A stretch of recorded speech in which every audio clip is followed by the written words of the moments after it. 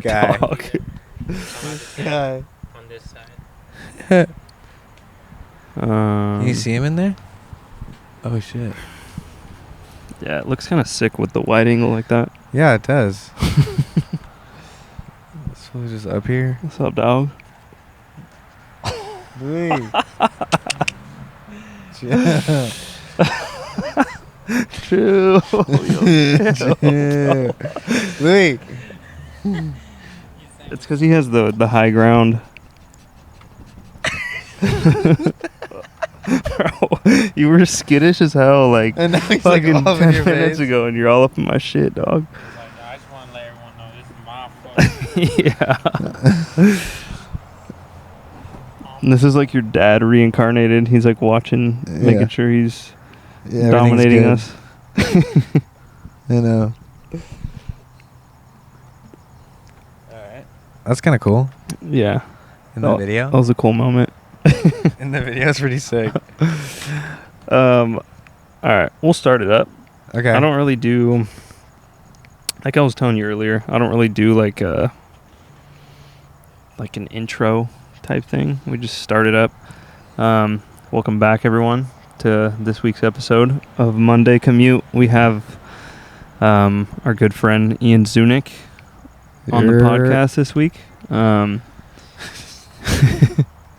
Yeah, dude. I was very excited to have this man on here just because we talk about a lot of things. Mm-hmm. That's true. And I feel like Ian's a very interesting guy. So I guess you can kind of just like introduce yourself to the audience. Yes. Like, I guess like not like an elevator pitch, but kind of like somebody that doesn't know you, just kind of explain what you do. Yeah. I do, music stuff, producing and DJing. And I mean, I'm a listener first off, love listening, just getting into all things that have to do with production, just audio production. Trying to be a jack of all trades. I feel like that's like step one to being sick for everybody. They're like good at mixing. They're good at mixing, audio engineering. They're good at producing. Thanks, bro. And DJing is just like one of the lighter ones. I feel like now. It's like DJing is DJing, but it's about what you do in the studio and who you are to people. So yeah, I guess I'm just trying to like carry myself like a person that gives to people and gives opportunities, and I used to think it was just about DJing before, but now it's like not. It's changing into something else, and it feels really good. It feels like this is what it feels like to like actually be in the scene, doing something right, doing something that matters. Yeah, so that's what I'm trying to do. So yeah, just everything music related. Yeah, I guess now that you say that, it seems like more there's like many facets of being a part of the greater picture of just like the scene in general. Everyone kind of starts out obviously as like listening to music, but there's so many other things you can do depending on what you want to do. And I guess people, it's kind of hard to like describe yourself. Yeah. It's kind of easier for other people to kind of explain not who you are, but like an outside perspective, like a general idea of, I guess, just your vibes. For sure. For sure. Ian you're 25? Yeah, turning 26 next weekend. Yeah, so he's a very rare breed of 25-year-old vinyl players. Thank you. Yeah, vinyl for sure. Which is very sick. It's part of his whole brand, which is... Yeah, that's a good point. It's very unique in the landscape, I guess, of digital DJing now. So it's a cool... I feel like you embody the lifestyle of like a modern day vinyl DJ. Oh, thank you. I appreciate that. Yeah. Like you don't just play vinyl. Like it's like your whole brand. which I think is sick. It is, because even when I'm playing digital, like I'm trying to play 90s shit, or I'm trying to play. Yeah, because it's very it's become kind of a lot of the same. Mm-hmm. Yeah. I'm sure just being around, there's a lot of the same type of person and people as far as just like sound and image. So it's refreshing to see someone that does it a little bit differently. Thank you.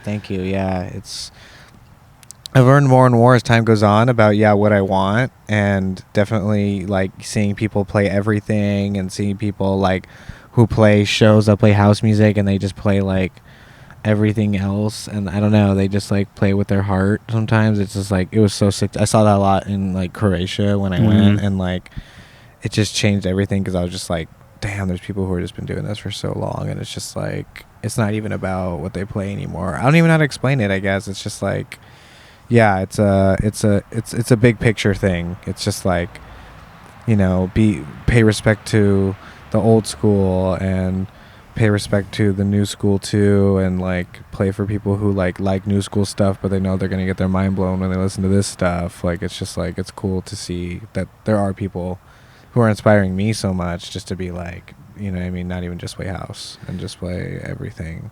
Yeah, because you definitely scratch the surface in the beginning. Like, you don't realize what is out there. Yeah, right. Like the parties, just like the parties, the festivals. I know. There's a lot of DJs that you've never heard of, and they're like playing in front of 30,000 people in some random European country, and like it's just completely going off. Yeah. Like, and you find out they did so much. Like, you find out that they've been on a label for 20 years. Yeah. And you're like, okay, like, what the fuck, dude? Fuck me, right? I'm just kidding.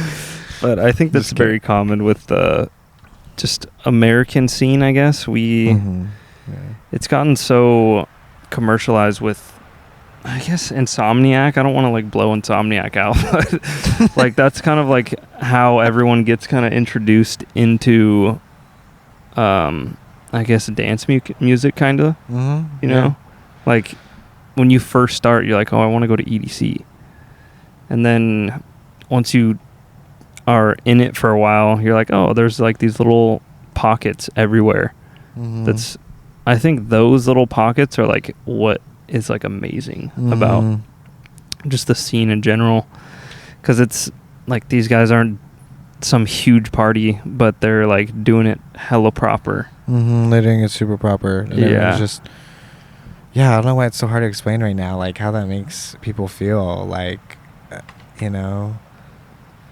it just makes people feel good. And I guess it's easy to compare because newer shows and things like that, it's like, it feels so good because there's so many people there, right? Like, it feels so good because there's so many people who love it around you.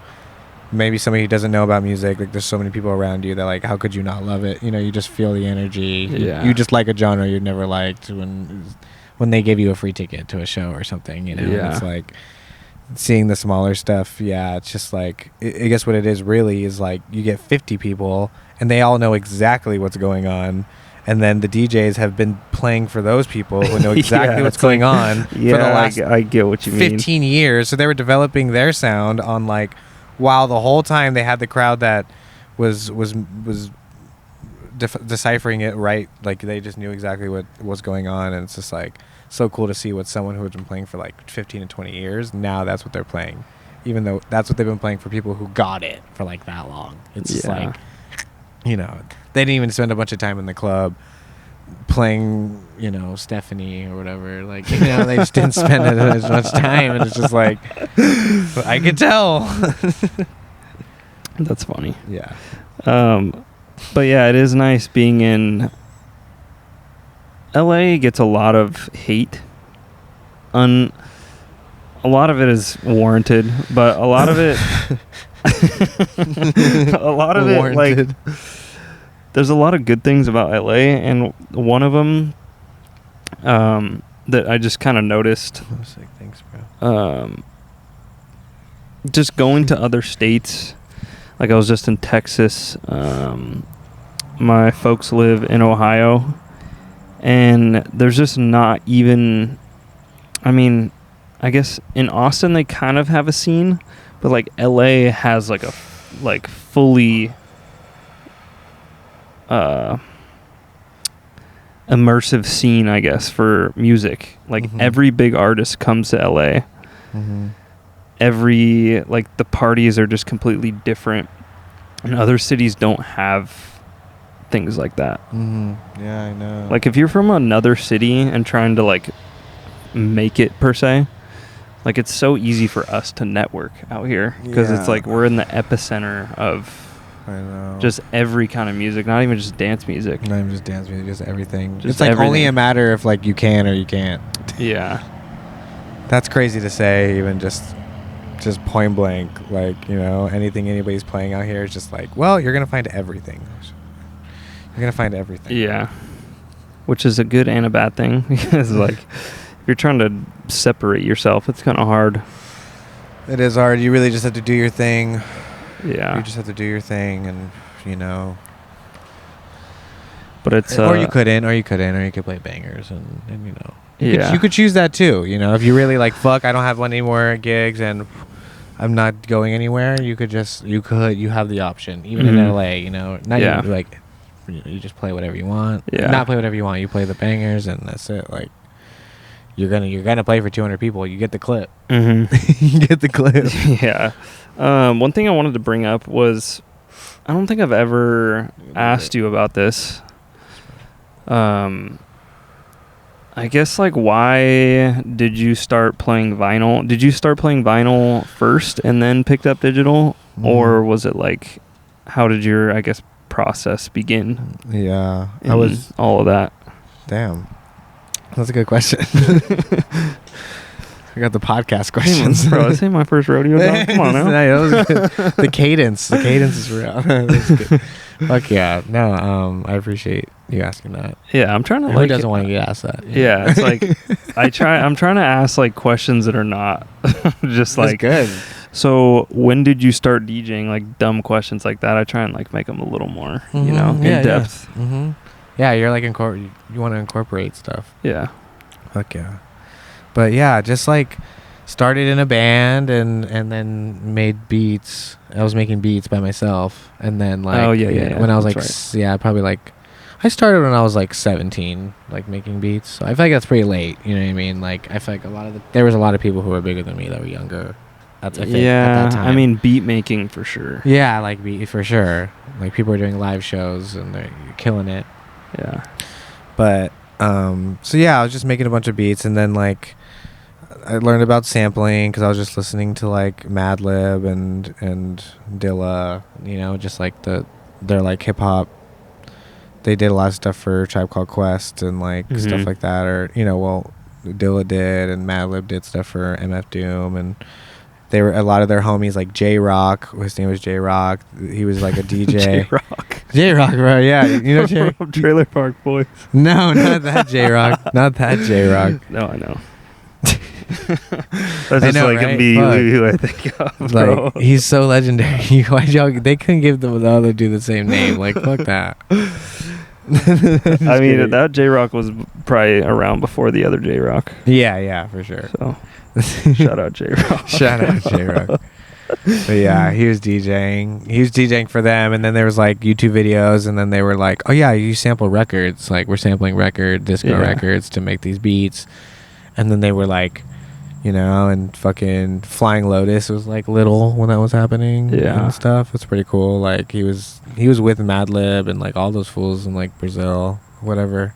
Anyways, yeah, all those legends. But you know, and then I had a bunch of disco records, and then I kind of was listening to more disco because of that. Like I was listening to like trap also, you know, but on for vinyl? some reason, no, not on vinyl, on SoundCloud. Yeah, there was a trap era. Yeah, there was. Yeah, everyone went through it. Yeah. It was sick. It was sick. It was an era for sure. Hella. Yeah, and so yeah, but then we were also like listening to disco, you know, and it was for some reason the homies were like my friend Mariano. He's like one of my best friends. He was like, they were playing a lot of guitar and stuff, so like they were kind of more into like instrumental stuff. So then, yeah, I had a bunch of records, and I just decided to I DJ'd a party one time, like at Cal State Long Beach, Mhm. like house party, and then yeah. So getting into vinyl was because of that, because of making beats. So then I started like hitting up like the Grasshopper.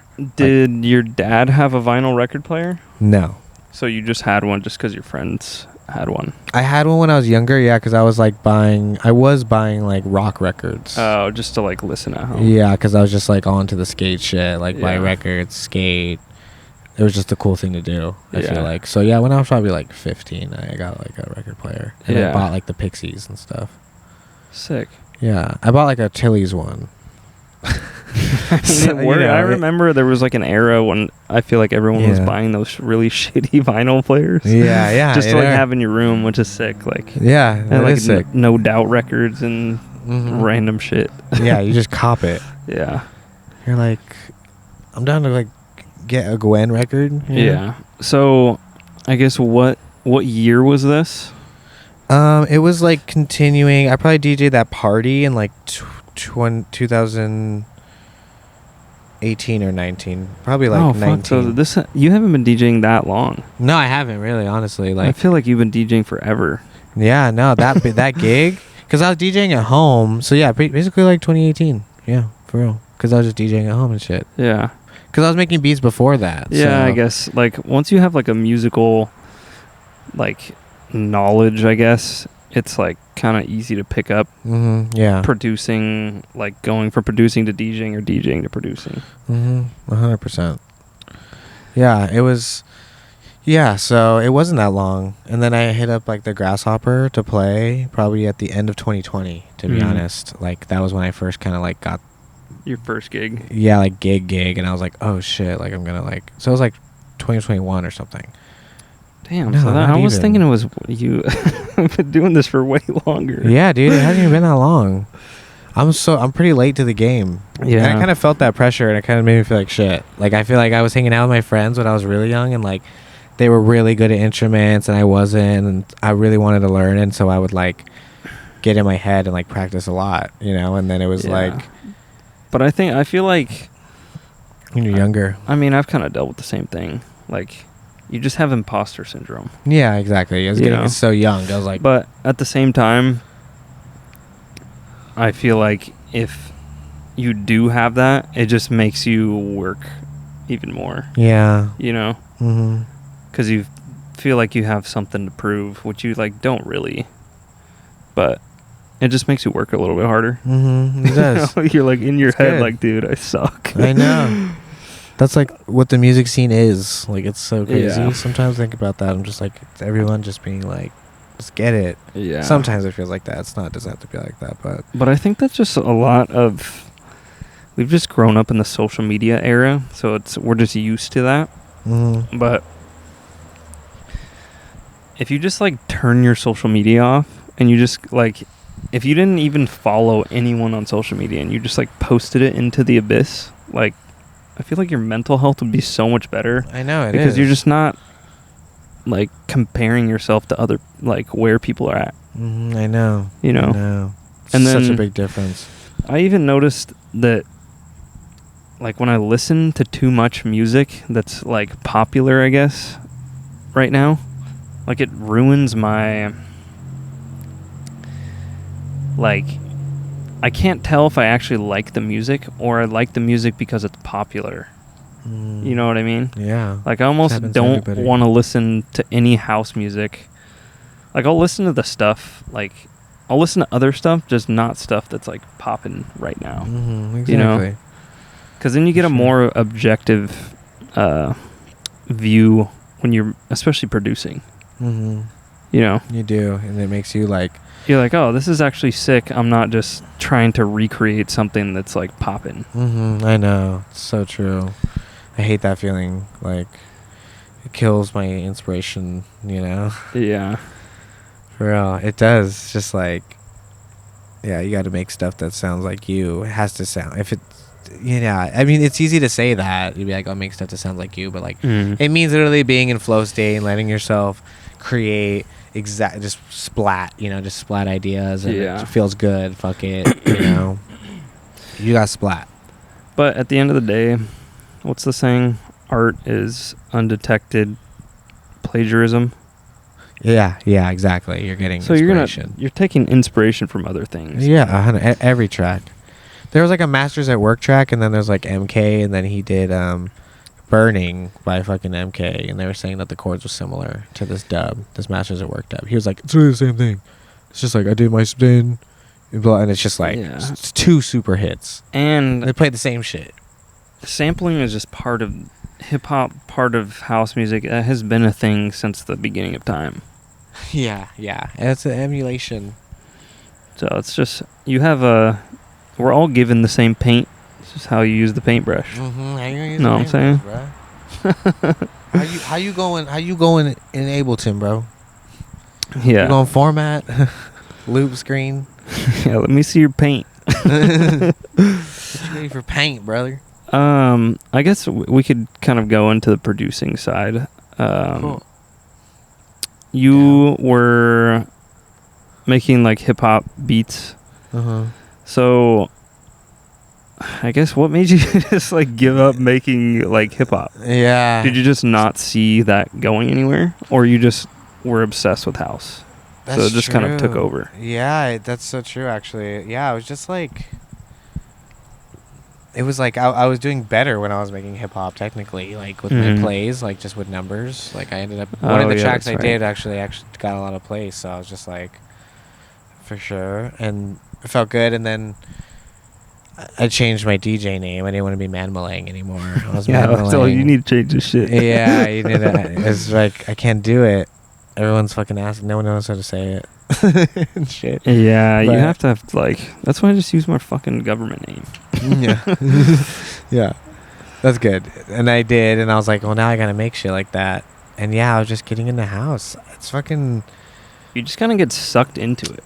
Yeah, you like do. It just happens. I was playing a You Blind can't control Donkey it. for a long time. Yeah, you do. You just get into it. And I was playing it blind, and like, I remember like I used to only do disco there on vinyl. I had like a residency. Yeah, and I it guess was like disco my is shit. like I loved it. Disco was like All the it. pipeline. Yeah, it was the to pipeline. house. Yeah, because at the end of the night, one time I got K Trinata on wax, and then like I played it on wax, and then like everyone lost their mind. Like they lost their mind, and I was like, oh fuck. So then I had like a remix of like Mariah Carey. It was like Sweet Fantasy. There's like a house remix on the back of it. And I was like, I think I have this one. And then it became like, it just blew. It was so lit. And then I started playing those 2 tracks all the time. But I feel like that was actually kind of a big moment, low key. I was like, damn, fuck, okay. Everyone's going nuts for the house. Yeah. Now I play too much house. Yeah. Like, fuck. Speaking of records and just, I guess, organizing your music and just records in general, I have this like internal battle with myself. There's a lot of music that I play, like since you're the one playing it, it just feels like these songs are played out. But when you play them to like a crowd, they don't know that you play these all the time. Like it's hard for me to find a balance between downloading, like having new music all the time, and like knowing my music like front to back. 100%. Like how do you, Same. I guess, what's the word? How do you balance downloading, like getting new music and playing stuff that's like your go-tos? Yeah. It's fucking. I know. I go through the same thing like every fucking day. I got this in So, my head, I don't know what like, to tell bro. you. No, I'm just kidding. I hate my entire know. music library. I know. It's like, and then you play it and you're like, it's all good. Yeah. Which I'm is like, so true. yeah, because like those records, you know them so well, so you're just like doing these transitions you fucking know are gonna work every time. But I guess it's like the 80-20 rule, right? Like 80% is gonna be what you know is gonna work, and then you kind of just have like the flavor. The flavor. You're like, you gotta test them out, see if they work. You do. You can't spend the whole set testing them out, though. Yeah. Because then it just kind of like sucks. And you're like, fuck. Yeah, you're like, fuck, I shouldn't have done this. No, my homie went with me. Yeah. But yeah, 80/20 is a good way to put it. Yeah, totally. Like, know what sounds good, and exactly, you pretty much hit it on the dot. And like, I have been like, lately I've been adding to a playlist of like things that I want to play for like the next gig I'm gonna do or something, and then like I'll be like, it usually be like 25 songs that I've just heard in the last like 2 weeks that I liked. And I tell myself, instead of downloading all 25 of these, because I know they all could go off, you know, because I like them, and I'm just like, okay, I like it a lot. But I'm going to pick like 6 of them that like, every time I play it, like it gives me that feeling every time, you know? Yeah. And then that helped more because I'm like, okay, these 6 new ones that I added, like, no, I'm like crazy about these 6 ones. You know what I mean? Instead of being like, I have 25 that I know like would go off. Yeah.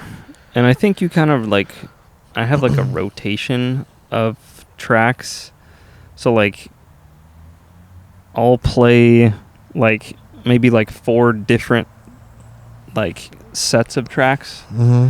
And then I'll have like 2 or 3 that I'll sprinkle in. I'm like, all right. You know, those new ones, and you're like, this is going to go off. Yeah.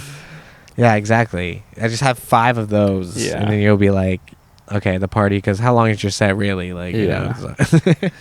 Because I feel like those keep... I knew this was going to happen. keep you entertained.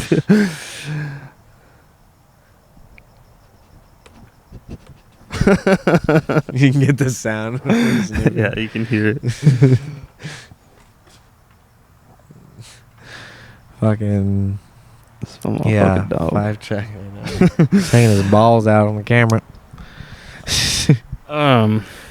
Yeah. So that's the way to go. That's the way to go. You got to really know. I was talking to Anthony and Bobby about that.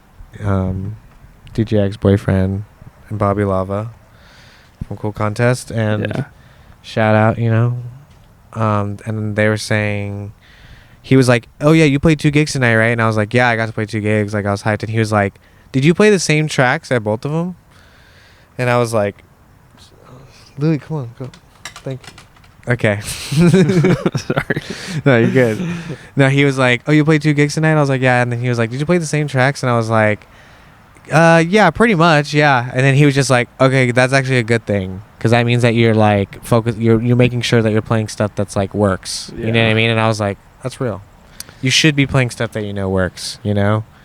And it does sound like shit to you, like you're saying, because you've heard it so many times. So bored. And you're like, "I'm so bored of it. They have to be bored of it." And then it's like always the opposite. And I just, it's like, fuck. Yeah, I feel like that's the hardest part. Mm-hmm. Because I feel like I'm always I'm not always playing the same stuff, but I'm not always playing the same stuff, but you just go back to your old habits, especially when it's not going the way you want it to go. You're like, fuck. I know. Honestly, if I'm trying to keep it like first, like exciting for myself, because I have been playing a lot, and I could obviously feel that, I'm like, you know what, fuck it, like maybe I'll play the same stuff that I really like, but like I'll be more risky with it this time. Like I'll like hit it quicker, or like maybe like there's a drop coming up and I feel like I could just start the other drop of the other track really quick, like just go for it. And if it even, you know what I mean, I don't know, it's like, you know, it's a song that's gonna go off, so maybe you have more margin to fuck up and look cool while you're mixing it and like do effects or something, you know. So that's another thing I was kind of thinking about. It's like, be riskier with your tracks. Because a lot of people say that they like DJs who are just like, it's like a fill for one song, you know. It's like, and then you like drop the second track, you know, and like drop the other bass, and you're like, and they're like, "Oh shit." What was I gonna say? Oh, this was. I mean, we've talked about this. we've talked about this multiple times, but it's kind of an interesting conversation. The having to play to the party, but also being an artist and trying to separate yourself. How do you deal with that? Say that one more time. So you had the police light go off, and I was like, wait. That was hilarious. That shit looks so good. Just woo. Yeah, like it was like that. It looks fucking crazy. Oh, anyway. Yeah, you go. Sorry. So, That was a good question. how do you balance being your own artist, like your artist project, but also you get booked for specific parties where, like, especially in after hours, you're hopping in at like 1:28, 1:30. Like, I guess, what is your, like, your artist project? Like, what, I guess, range of BPM do you normally sit in, and like what style do you normally sit in? What like for certain gigs, you mean too? Like taking gigs that like I'm forced to play at 1:30, but I like to play at 1:20. Yeah, like you play more which vinyl-y, is exactly. So 1:20 is like stuff. my shit. Yeah, exactly. Yeah, that's totally been what I've been on to a lot for sure. Like I've, I'm, yeah. because you have to have some sort of consistency as an artist, like people have to know what they're expecting. Exactly. But then you get thrown in at 2 a.m. and you got to play like 1:35. Yeah, exactly, dude. No, for sure. Does that just come down to just not taking those gigs? Yeah, it is turning into that, I feel like now I am going in that direction. I guess I just answered my own question. Yeah, I guess. Yeah. But yeah, it's like, and this is just keeping it completely real too. Like, maybe sometimes like if the gig is a different type of, something that's maybe not as much pressure on you, then like you don't have to post it as much on social media. You know what I mean? Like, yeah, a little bit of me sometimes is like, oh, if I really want to play this gig and maybe there's this image I'm trying to place, and I haven't really done that, but I've like thought about that sometimes. I'm like, yeah, you could technically play whatever you want and not post a thing, sometimes, and that sounds kind of crazy. Yeah, but just fucking rip like. But I'm set somewhere. Yeah, just wear like a black hoodie and just play shit. Yeah, and then you're just like, oh shit. But yeah, no, lately, like, I have been taking stuff that I want to feel like is more on brand with me. You know what I mean? I guess that's true. I guess because in the beginning, like, you kind of have to just take what you can get. I'm really... I feel like you can be more picky, and then your sound is, like... You can kind of curate it more to your sound. Exactly. And I feel like that's where I'm so fucking grateful that I feel like very recently it's been feeling like that, because I got to play Egyptian Lover and I was like, okay, I can totally just play like vinyl, electro. I just got to totally get into that bag that I love, like 90s, 80s. But yeah, and then doing like the cool contest takeover was like really grateful, because then we were playing at like 128 for a while, and then like, but we were playing like super just textural and minimal. Like they were really going for it with the weirdness, and like people were just fucking with it. So I feel like, yeah, lately I've been feeling really grateful. And then in San Francisco, honestly, like Arcana, like they were like, oh yeah, it's like a wine club. And it's like gets fucking packed. And I was like, oh, dude, did you say wine right now, dude? Fuck. And then you could just get deep. And it was so, yeah, I've just been like grateful for that. For sure. I guess that's true. I was like, because there's just so many like after parties that people play. And like you kind of just have to, like there's a crowd in front of you. Like you can't just play whatever you want. Yeah. No, dude, but honestly the rave gigs I've been taking, like it's so fucking fun. Like I feel like honestly I literally played Freak Like You, like this 90s remix, and like it was so sick. I've really been paying a lot of attention to getting 130 stuff that is just like exactly what I want to sound like and sounds different, and stuff like that. Like kind of like honestly a lot of European labels, like trying to like play a lot of, because there's a lot of really good swingy European Romanian house and shit, minimal stuff from like 2010, and it was like, it's kind of ravey, it's kind of emotional, it's kind of like disco-y. So I've been trying to like really just dig deep for these things to be like, yeah, like this set feels like something I have never heard, you know? But and how... This is one of my complaints about Spotify. You can't search by the label or by the year, which is on annoying. Spotify. Yeah, like how Beatport is set up, where you can like search by year, by label. Like, I wish Spotify was like that, because it just makes it so much easier to find, like, to dig for stuff. Yeah, I bet. I just get all of my stuff off of YouTube. Off of YouTube? Yeah. Are you? I know, like, Colin does this a lot, and I need to do it more. But just listening to people's live sets, I feel like is a good way to find music. Yeah, I do, for sure. But it's just, I feel like now I have to, like, take time out of my day to search for music. Like, when I used to work in the movie theaters, I would just have headphones in literally 8 hours a day. Dude. And I would just be finding music. Like, so I would find hundreds of songs a week. Damn. And now I have to actively sit down and search for stuff. So it takes me even longer to find even just like 5 or 10 ones that I actually like. Yeah. But you just have to, it just takes time.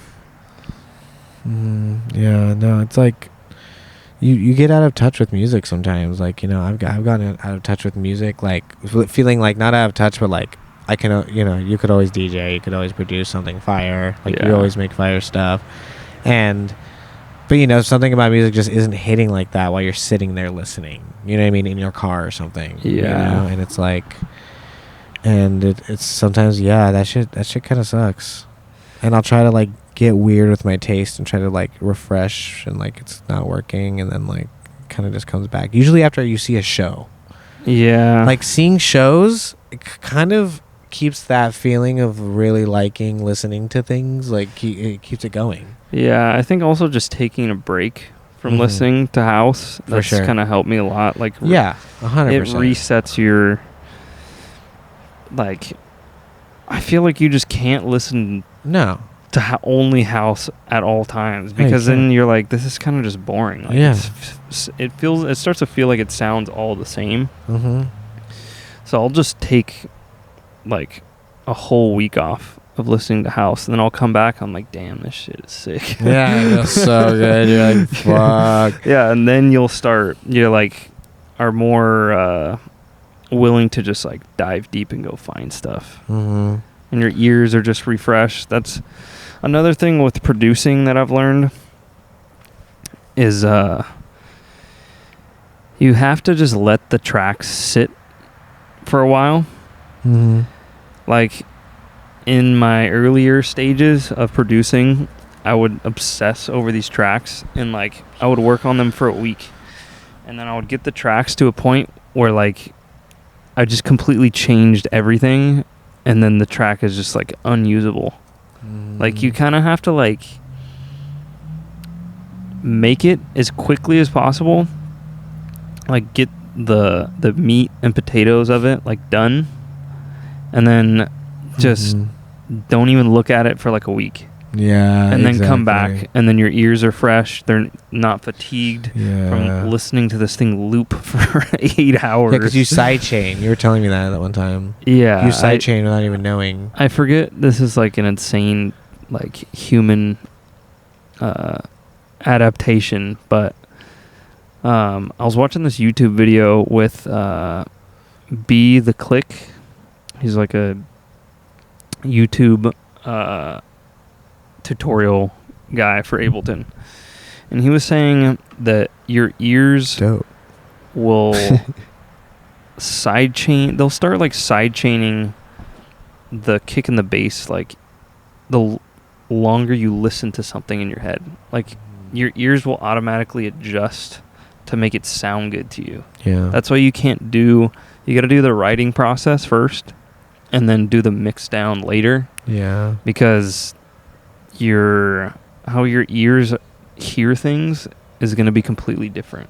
Damn. So it's like, it gives it so much more purpose just to like format it and do the drops and just like have fun with building. Yeah. Just do like little mix, just gain staging, whatever, like sidechain, just the basic stuff. Yeah. But you have to set it up in a way where you can, at least for me, I have to like finish it as quickly as possible, because once I get stuck, like the flow just stops. Yeah, I know. It does. It feels good though. I feel like eating something always kind of feels good. What do you mean? Like whenever the flow stops, I just eat. Oh, and like I don't take know a break. why. And I feel like my brain just has more juice. Yeah, taking breaks. I'm just and not smoking a spliff. That's like always big for me when I'm producing. Yeah. Won't lie. I just can't take breaks like that. I just get so obsessed. Yeah, that's good. That's why you should sound so good.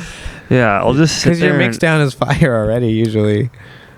Yeah, I like some of it's not as like wide. If I sit down and listen, that's another thing that people also don't realize when you're mixing and doing the master and all that. Like when you use a reference track and you're seeing like how loud certain things are, you're comparing your mix down pre-master to a post-master. Mm-hmm.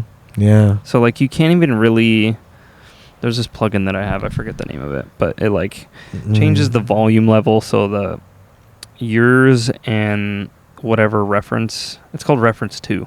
That's what it's called. That's dope. Yeah. Shout out Zen World. I got this plugin from him, but he showed me this plugin, and it makes the volume the same. So it's like a more accurate representation when you're going to reference. Damn, that's which dope. is pretty sick. I I need to use it more. I haven't used it that's lately. So clutch. But that one's good. Because, yeah, just where you start off with a track just matters so much. You know what I mean? It's just like, depending on what the postmaster is going to sound like that's what you're saying, right? Like in the pre-master. Like, yeah. And you also, I just have gotten used to just using this. It sounds so cliche. Using your ears. But if you just mix it so, like, when you hear something too loud, yeah, it's irritating to your ears. Yeah. So all I do is just like mix it in a certain way so it's not bothering my ears when it's loud. Yeah. And usually you can get it 90% of the way. Yeah.